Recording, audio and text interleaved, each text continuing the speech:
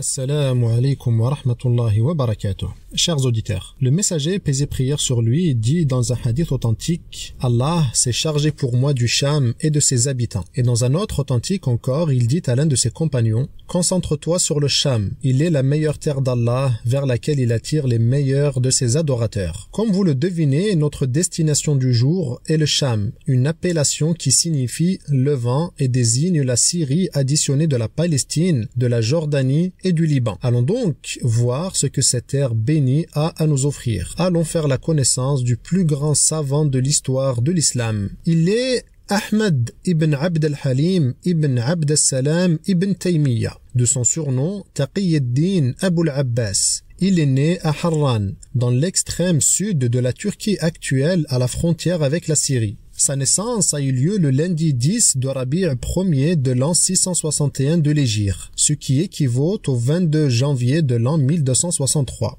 Il a vécu dans cette ville durant environ 7 ans, mais suite aux invasions mongoles, sa famille a déménagé à Damas et y demeura. Ceci en l'an 667 de l'Hégire ou 1268 en grégorien. Quant à la raison de son surnom Ibn Taymiyyah, les gens de science évoquent 2 raisons. La première est que l'un de ses ancêtres laissa sa femme enceinte et partit en pèlerinage. Arrivé sur son chemin dans une ville qui se nomme Tayma, il y vit une petite fille qu'il avait éblouie de par sa beauté. De retour chez lui, sa femme avait accouché d'une fille qu'il décida de nommer ainsi Taymiyyah en référence à cette ville. Cependant, la deuxième version paraît plus probante. En effet, une de ses aïeules, se nommait Taymiyyah, et était une femme de science qui enseignait et rappelait leur Seigneur à ses contemporaines. Elle était réputée et ses petits-enfants furent tous appelés ainsi en son honneur. En parlant de sa famille, elle n'était en rien anodine. C'étaient tous des hommes et des femmes de science, sans exception aucune. Sa mère, sa grand-mère, son père, son grand-père, ses oncles, ses tantes, ses frères, ainsi que lui-même. Son grand-père, Abd al-Salam ibn Taymiyyah, était un savant très célèbre. Ce fut un faqih,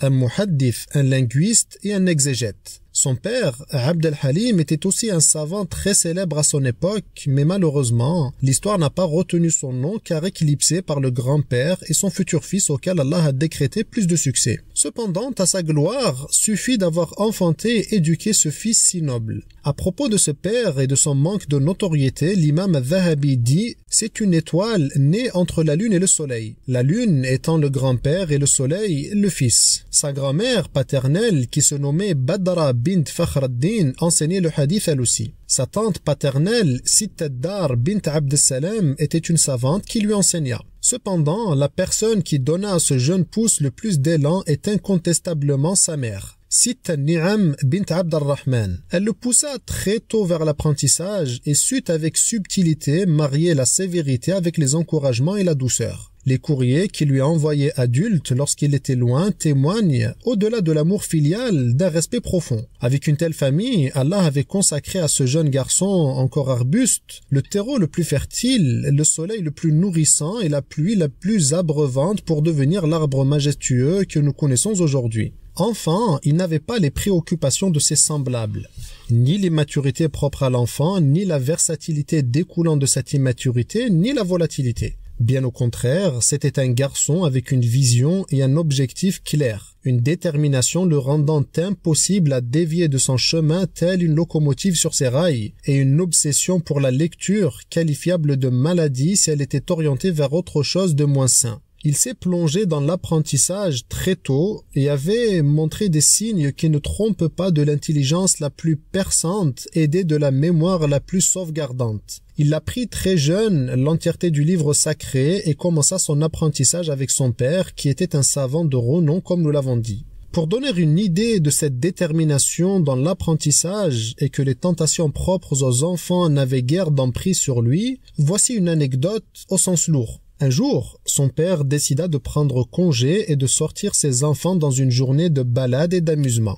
Toute la fratrie était prête, sauf notre héros. Son père l'invita à se préparer, mais lui demanda la permission de rester pour lire. Au retour de la famille en fin de journée, son père lui dit que ses frères avaient été accablés de son absence. De plus, ces derniers se mirent à lui raconter leurs aventures comme pour enflammer chez lui un volcan de jalousie enfantine crachant des laves de regret. Cependant, il leur dit « Vous n'avez progressé en rien alors que moi j'ai progressé. J'ai mémorisé l'entièreté de ce livre pendant que vous vous amusiez. Le livre en question était un tome entier, non quelques pages. Le père, dubitatif, décida d'éprouver cette mémorisation, non par suspicion de mensonge, mais plutôt pour vérifier si c'est bel et bien fait. L'enfant Ibn Taymiyyah l'avait récité au mot près, sans aucune erreur. Comme dit plus tôt, chers auditeurs, il n'avait pas juste une mémoire aux profondeurs océaniques comme attribut, mais aussi un esprit perçant de vivacité. Dès le plus jeune âge, il comprenait la nature de l'autre et ses croyances. On rapporte que sur son chemin vers ses cours, et alors qu'il était encore enfant, un homme juif l'arrêtait quotidiennement en chemin pour lui poser des questions auxquelles l'enfant répondait. Il y répondait certes, mais en plus parlait à ce juif des bienfaits de l'islam et des fissures nombreuses qui ébréchent l'édifice qu'est la croyance israélite. Il persista ainsi quotidiennement jusqu'à ce que cet homme juif choisisse l'islam. Chers auditeurs, Damas, le berceau de la civilisation, avait pour particularité de compter en son sein des écoles nombreuses de toutes les obédiences jurisprudentielles. Elle était, comme l'avaient surnommé certains savants, la mine à érudits. Elle offrit donc à notre imam un environnement idéal et riche. Il est important de nourrir le corps avec des aliments sains, beaux, riches en nutriments et surtout variés. Il en va de même pour l'esprit, et c'est ce que cette ville a fourni comme alimentation à cette âme affamée. Des savants nombreux aux qualités incontestables et aux spécialités nombreuses, ainsi que pléthore de livres et de sources de recherche. On y enseignait non seulement le fiqh, mais aussi le hadith, les mathématiques, l'astronomie et l'artisanat dont la forgerie. En ce sens d'ailleurs, l'acier de Damas est réputé pour sa qualité inégalable, notamment pour les sabres et la coutellerie. Malheureusement, l'art de travailler ce métal a été perdu. Tous les aciers contemporains dits de Damas se contentent d'en imiter l'aspect sans jamais en atteindre la robustesse et la durabilité. Malgré les techniques modernes, nul artisan et nulle manufacture aux machines les plus perfectionnées n'a réussi à percer son secret. Comme si cette ville forgeait les esprits comme elle forgeait ce métal, leur accordant souplesse, robustesse et tranchant. Cette parenthèse fermée, chers auditeurs, poursuivons. Bien qu'il fût hanbalite, il étudia tout de même en profondeur les autres écoles. Et d'ailleurs, à Damas, la philosophie était aussi enseignée. Les voies déviantes avaient le vent en poupe, notamment les extrémistes soufis, ash'arites, mu'tazilites et autres. L'esprit d'Ibn Taymiyyah, comme un corps renforcé par des expositions répétées aux microbes, s'était dès le plus jeune âge confronté à toutes les voies, ce qui lui a permis d'en connaître les tenants et les aboutissants. Un large éventail de possibles lui était ouvert et il s'était naturellement choisi la voie des prédécesseurs comme nous le verrons. Il avait très tôt mémorisé l'authentique de Bukhari, de Muslim, les Sunan d'Abi Daoud, At-Tirmidhi, An-Nasa'i ainsi que le Musnad de l'imam Ahmed. Son futur élève, l'imam Al-Zahabi, a dit « Un hadith qu'Ibn Taymiyyah ne connaît pas n'est pas un hadith. » Il ne s'était pas contenté de la science religieuse. Il avait navigué dans les différentes mers déchaînées de la langue arabe jusqu'à en devenir un maître absolu, démontrant certaines erreurs des plus grands linguistes avant lui, alors que nul avant lui n'avait osé accoster leur territoire, comme l'illustre Sibawayh ou Sibouya, comme le nomment certains. Tout comme il s'était aventuré dans les marécages bourbeux des philosophies grecques et indiennes jusqu'à en devenir un seigneur et produire des chefs-d'œuvre dans lesquels il avait répondu au non-sens philosophique, comme son livre La réponse aux philosophes. Les plus grands savants contemporains, d'ailleurs, se plaignent de la difficulté de ce livre, car il y utilise le jargon des philosophes, le rendant incompréhensible si ce n'est aux gens de cette spécialité. En effet, Ibn Taymiyyah, lorsqu'il plongeait dans un art, ne le faisait pas superficiellement, mais allait jusqu'à le maîtriser parfaitement. Lorsqu'il parlait de fiqh, on pensait qu'il ne maîtrisait rien d'autre que cela, tant sa maîtrise était avancée. Lorsqu'il parlait de hadith, il en était de même. De langue, de philosophie, de sociologie, de politique, de diplomatie, de psychologie, etc. L'on pourrait prêter à mon propos une exagération due à une admiration profonde pour cet homme et l'on ne mentirait pas. J'en suis admirateur. Cet effort, ces mots choisis et calibrés, cette vidéo montée, sont pour ma part comme un hommage à ce savant. Cependant, mes mots ne sont en rien exagérés et en rien superlatifs. Lorsque l'on plonge dans les écrits de cet érudit, on se rend bien vite compte qu'au contraire, je ne lui accorde pas la déférence honorifique qui lui est due. L'on traite ici d'un homme aux 300 livres dont beaucoup comptent plusieurs tomes de plus de 500 pages chacun dans différents domaines, en sachant que de nombreuses années de sa vie lui ont été dérobées par des emprisonnements répétitifs et qu'il a longtemps été occupé dans les champs de bataille. Et ce ne sont que les livres que l'on a retrouvés. Ibn Abd al-Hadi, qui est l'un de ses contemporains, a dit « Ibn Taymiyyah ne se dirigeait vers rien d'autre que la lecture. Son âme ne s'en étanchait jamais, ne s'en ennuyait jamais et ne s'en épuisait jamais. » Pour en revenir à son parcours d'étudiant, il ne s'est en réalité jamais arrêté. Il étudia toute sa vie mais prit la place de professeur à l'âge de 17 ans. À cet âge, il avait écrit plusieurs livres déjà. Au décès de son père, il avait 22 ou 23 ans et il avait succédé à ce dernier au professorat de la grande mosquée de Damas, la mosquée dite Omeyyade. Une importante foule composée de savants, de responsables politiques et autres administrateurs était venue assister à son premier cours, marquant sa nomination à ce poste et afin de s'assurer qu'il était digne de s'asseoir à ce siège et nul n'avait trouvé à redire. La même année, il avait commencé des cours d'exégèse du Coran qu'il organisait après la prière du vendredi, cours qui avaient duré des années. Ils ont immédiatement été suivis et eurent un écho énorme dans Damas et au-delà. Il convient ici, chers auditeurs, de traiter de la personnalité d'Ibn Taymiyyah. Il était généreux, pardonneur et en aucun cas rancunier, mais avait une certaine sévérité, notamment dans ses débats, ce qui lui posa des problèmes comme nous allons le voir. Dans son dogme, il était sur la voie des 4 imams avant lui et répondait aux questions posées selon les sources de la législation que sont le Coran et les hadiths. Il disait donc qu'il était interdit de bâtir des coupoles sur les tombes et d'invoquer autre qu'Allah comme le faisaient les soufis. Il affirmait que les meilleurs compagnons étaient Abu Bakr et Omar, au contraire des chiites, notamment dus aux décimins, et surtout attribuait au Seigneur ce qu'il s'est lui-même attribué comme nom et attribue au contraire des Ash'ariyya ou Ash'arites et autres Mu'tazilites. Les Mu'tazilites, nous en avons parlé dans l'épisode traitant de l'imam Ahmed que je vous invite d'ailleurs à aller visionner. Les Ash'ariyya ou Ash'aira ou encore Ash'arites ont été ainsi nommés en référence au fondateur de ce mouvement, Abu al-Hasan al-Ash'ari, qui était un contemporain de l'imam Ahmed.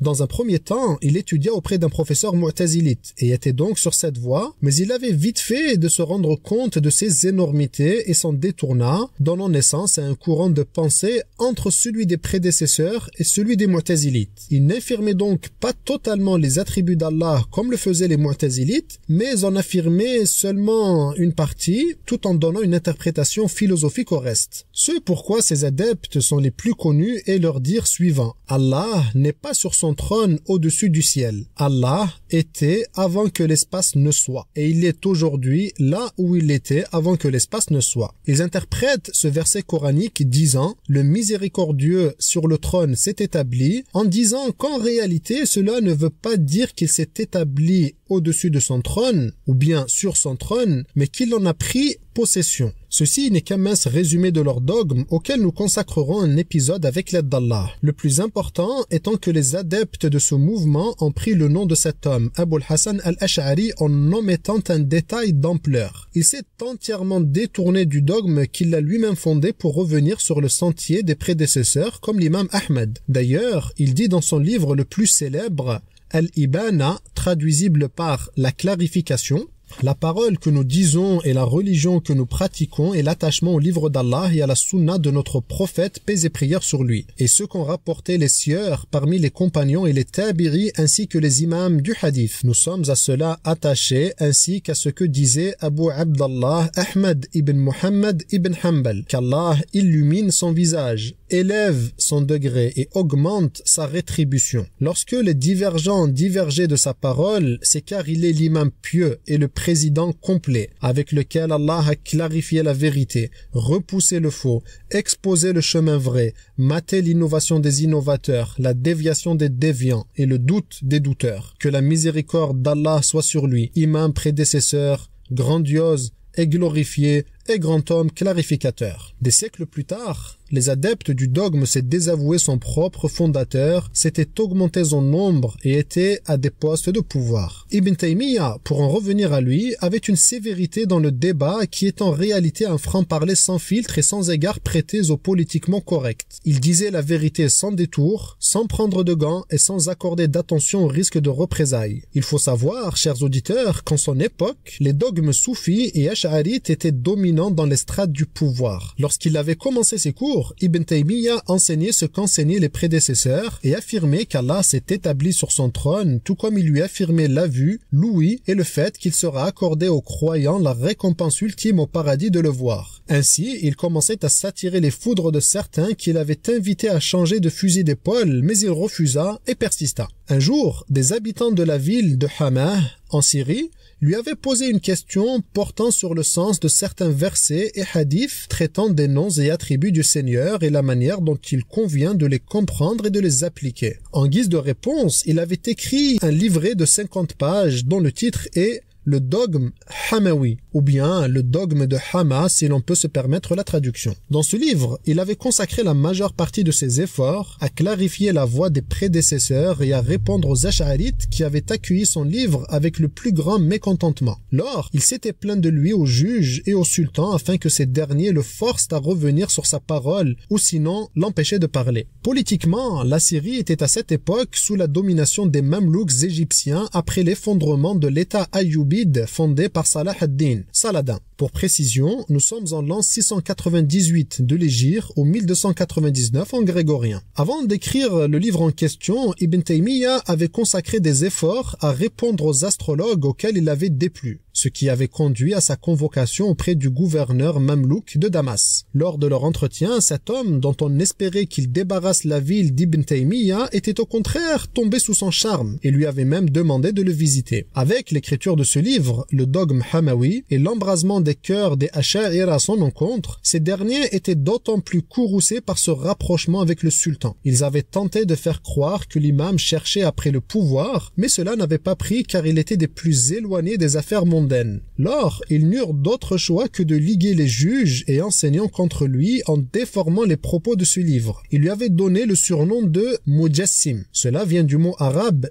jism, qui signifie corps. Selon eux, il faisait dans l'anthropomorphisme, c'est-à-dire qu'il attribuait à Allah un corps physique semblable à sa création qu'est l'homme. L'homme avec un grand H, ce qui n'est évidemment pas le cas. Le Dieu, glorifié soit-il, a des attributs qu'il s'attribue lui-même, comme les yeux ou les mains. Mais Ibn Taymiyyah n'a pas dit que ses yeux avaient des cils, un cristallin et une cornée, mais plutôt que leur nature est inconnue et inimaginable. Ils avaient ainsi longtemps persisté jusqu'à convaincre un juge de le convoquer, chose qu'il fit, mais Ibn Taymiyyah ne vint pas à lui et lui répondit qu'il était juge et que légalement, cette affaire n'était pas de son ressort. Lors, ce dernier s'enflamma de colère et tenta par tous les moyens de lui nuire sans succès eu égard de la popularité de l'imam auprès de la plèbe et auprès du gouverneur. Ils avaient tout de même réussi à faire organiser un débat où ils étaient plusieurs contre lui en présence de juges et responsables et devant le gouverneur, mais sans succès. Bien au contraire, il enfonça le clou et leur dit à la fin: « Je donne à chacun de mes opposants une année entière pour trouver une seule lettre des savants parmi les prédécesseurs qui soit contraire à ce que j'ai dit. » Lors, cette première épreuve prit fin,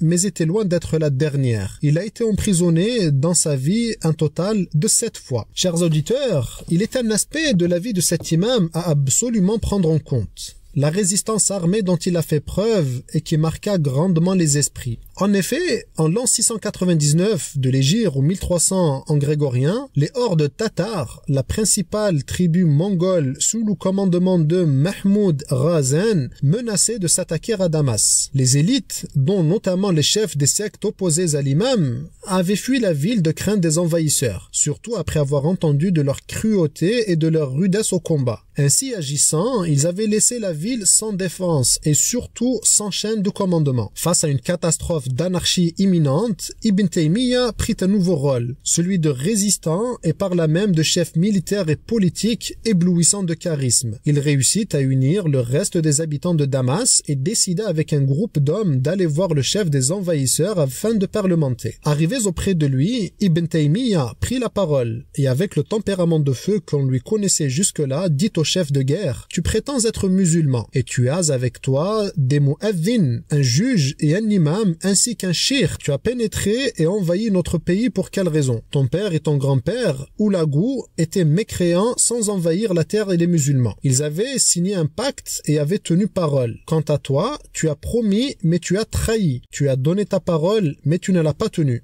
Cette parole impacta le chef dans les profondeurs de son âme et lui inspira un profond respect pour cet imam. En effet, son poste faisait que nul n'osait lui parler avec autant de franchise. Plus tard, un banquet fut organisé en l'honneur d'Ibn Taymiyyah et de ses compagnons, mais ce dernier refusa d'y porter la main et dit lorsque l'on lui reprocha la chose: « Comment mangerai-je votre nourriture alors que vous l'avez pillée aux gens et que vous l'avez cuisinée avec les arbres que vous avez coupés aux gens ?» Ses compagnons prirent de plus en plus peur de crainte du courroux du roi mongol. Ibn Taymiyyah engagea des pourparlers avec lui pour faire libérer les prisonniers qu'il détenait. Ce dernier accéda à sa demande, mais Ibn Taymiyyah n'en était pas satisfait car le roi avait décidé de ne libérer que les musulmans, excluant les dhimmi, c'est-à-dire les juifs, chrétiens et autres non-musulmans sous protection musulmane. Il persista dans sa négociation avec lui jusqu'à les faire relâcher. Voici donc, chers auditeurs, Ibn Taymiyyah auquel aujourd'hui certains prêtent des fatwas mensongères dans lesquels il leur donne de tuer à tout va ceux en désaccord avec lui. Ensuite, le roi Razan lui demanda d'invoquer Allah en sa faveur et alors il dit: « Oh Allah, si ton adorateur Mahmoud combat pour que ton mot soit le plus élevé et que la religion te soit exclusive, alors accorde-lui la victoire, aide-le. Donne-lui le pouvoir sur les terres et sur les gens. Et s'il fait cela pour que son mot soit le plus élevé et pour ravilir l'islam et les musulmans, alors saisis-le, secoue-le, détruis-le et coupe sa trace. » Durant ce temps, les compagnons de l'imam avaient relevé leurs robes, s'attendant à voir son sang gicler, mais il n'en fut rien. Tout le long, le roi Razan disait « Amin, Amin ». 3 années plus tard, le roi a changé et les Mongols reprirent leurs invasions et avaient fini par pénétrer Damas tout en menaçant le Caire en Égypte, qui à cette époque était dirigé par le sultan mamelouk An-Nasir ibn Qalaoun. Les gens étaient terrifiés et pour la majorité d'entre eux avaient décidé la reddition et poussé le sultan à cela, aidé par une fatwa des plus étonnantes stipulant qu'étant donné que les Mongols se disent musulmans, il est interdit de les combattre et de leur résister, aussi belliqueux fussent-ils. Cependant, Ibn Taymiyyah encourageait l'inverse et poussait à la résistance tout en répondant avec preuve à cette fatwa. Grâce à son œuvre, les gens reprirent confiance et décidèrent que le combat était la meilleure option.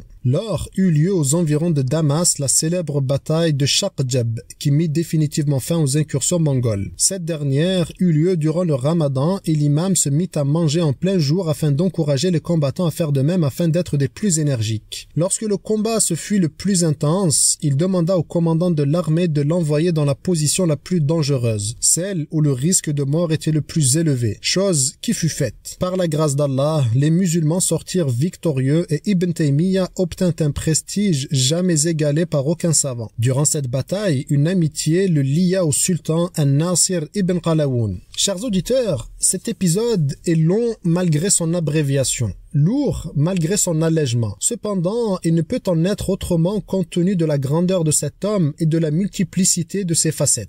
Désormais, approfondissons un autre aspect de sa vie, ses emprisonnements. En effet, il a au total été emprisonné 7 fois, notamment en Égypte durant 1 an et demi la première fois, car il affirmait qu'Allah s'est établi sur son trône et qu'il descendait dans le ciel de la dunya comme l'affirme son messager dans le hadith authentique. Il s'est établi sur son trône d'une manière qui sied à sa majesté glorifiée soit-il, et il descend dans le ciel d'une manière qui sied à sa grandeur et dont la nature nous est inconnue. Des personnes qui avaient échoué à le faire taire de manière scientifique avaient décidé de se réunir auprès du sultan mamelouk et d'inventer quelques mensonges à base de paroles déformées et sorties de leur contexte. Ici, il faut savoir que le sultan An-Nasir ibn Qalaoun n'était plus au pouvoir et remplacé par un autre. Lors de son emprisonnement, il fut accompagné de son frère qui invoqua Allah contre ceux qui étaient la cause de cet emprisonnement et ici, Ibn Taymiyyah montra un aspect de sa personnalité, à savoir sa tempérance et sa miséricorde. Il arrêta son frère et lui dit « Dis plutôt, ô Allah, accorde-leur une lumière avec laquelle ils se guident vers la vérité. » Sorti de sa prison égyptienne, il y retourna de sitôt car il avait écrit un livre dans lequel il traitait de l'interdiction d'implorer le secours d'autre qu'Allah et dans lequel il répondait à un soufi du nom de Boukri. Lors, les soufis avaient de nouveau porté plainte auprès du sultan qui l'exila en Alexandrie. Il a aussi été emprisonné en Égypte une 3e fois suite aux plaintes d'un autre maître soufi. Une 4e fois pour les mêmes raisons, mais cette fois menacé de mort, et ici il dit sa célèbre parole: « Si je me fais tuer, ce sera un martyr. Si vous m'exilez, ce sera une émigration. Si vous m'envoyez à Chypre, j'appellerai sa population à l'islam et ils me répondront. Si vous m'emprisonnez, la prison sera mon temple. Je suis comme la brebis, peu importe comment elle se retournera toujours sur de la laine. Ce qu'il voulait dire, c'est que peu importe ce que vous me faites, ça me sera bénéfique. » Il était resté des années en Égypte, car là-bas, les soufis avaient beaucoup d'influence et répandaient l'associationnisme à tout va, comme l'imploration des morts ou le suivi aveugle de leur maître qu'ils placent au-dessus des prophètes pour certains. Cependant, bien assez tôt, le sultan qui l'emprisonna subit une rébellion et perdit son poste. Le sultan An-Nasir ibn Qalawoun revint au pouvoir, libéra l'imam et lui réserva un excellent traitement. Il lui demanda son avis car il prévoyait de tuer tous les opposants de l'imam qui étaient en cause de ses souffrances, mais Ibn Taymiyyah était un homme pardonneur et aucunement rancunier comme nous le dîmes. Il lui dit: « Ceux-là sont les meilleurs de ton royaume. Si tu les tues, tu ne trouveras pas leurs semblables. Me concernant, je les pardonne. » Après cela, il retourna à Damas. Après une absence de 7 ans, il se fit emprisonner là-bas pour la 6e fois de sa vie. Cette fois pour une fatwa concernant le divorce dans laquelle il avait divergé avec les 4 écoles de jurisprudence. Il s'était attiré les foudres des jurisconsultes et se fit emprisonner durant plusieurs mois. Durant ces emprisonnements répétitifs, il appelait les criminels à la raison et leur apprenait leur religion. À tel point qu'avec sa venue, les prisons ressemblaient davantage à des salles de cour. D'ailleurs, nombre de prisonniers qui avaient purgé leur peine choisissaient de rester dans les geôles afin de profiter de la science de l'imam plutôt que de jouir de leur liberté. Durant ces enfermements, il écrivit nombre de ses livres, avec ceci d'étonnant qu'il le faisait en ne cédant que de sa mémoire sans aucun support de recherche. À savoir que dans ses écrits faits sans support de recherche ou de vérification, très peu de hadiths sont faibles, preuve encore de la hauteur de son savoir et de la profondeur abyssale de sa mémoire. Et lorsque l'on parle de livres, il ne s'agit pas de quelques dizaines de pages, mais de tomes très nombreux de 500 pages chacun. Ici, chers auditeurs, l'on vient à parler de son 7e et dernier emprisonnement. Il eut lieu en l'an 726 de l'Hégire ou 1326 en grégorien durant 2 ans et demi. Rappelant qu'à cette époque, il était âgé de 65 ans. Cet emprisonnement a eu lieu car il avait émis une fatwa dans laquelle il affirmait interdit de voyager dans le seul but de visiter la tombe du messager, paix et prière sur lui, et avait écrit un livre en ce sens.